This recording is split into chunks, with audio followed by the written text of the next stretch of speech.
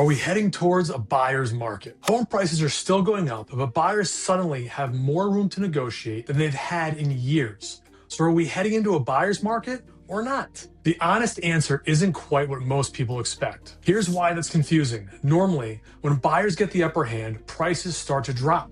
But right now, both things are happening at once, and that has a lot of people scratching their heads, wondering if they should jump in or hold off. I hear it every week. Buyers are hoping the market finally tips in their favor, and sellers are worried they've already missed their moment. Everybody wants a simple yes or no. But here's the thing. The market you keep hearing about on the news isn't really the market you're buying or selling in. So let me clear up the confusion.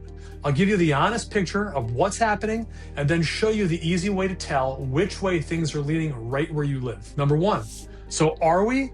Not yet, but we're close. Let me give it to you straight. Across the country, we're not in a buyer's market.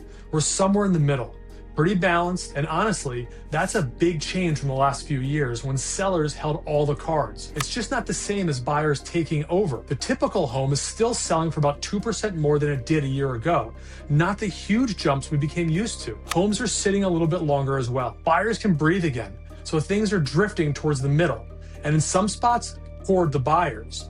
But if you're holding out for prices to crash so you can grab a steal, I think, to be honest with you, that's just not what the numbers are showing right now. Number two, the one number that really matters. If you take away just one thing, make it this. There's a number agents watch that tells you which way a market is leaning, and it's easy to understand once you know it. It's basically this. If nobody listed another home, how long would it take to sell everything that's for sale right now? A few months or a lot more?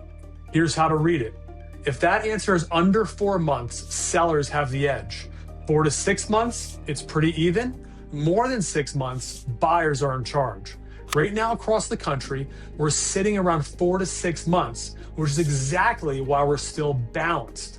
Not a buyer's market and not a seller's market. But here's what really matters. That national number barely tells you anything about your street, your town, your price range, even your zip code can be leaning a completely different way. Even the folks who put out this data say the same thing, that behind the calm national numbers, there are big differences from one local area to the next.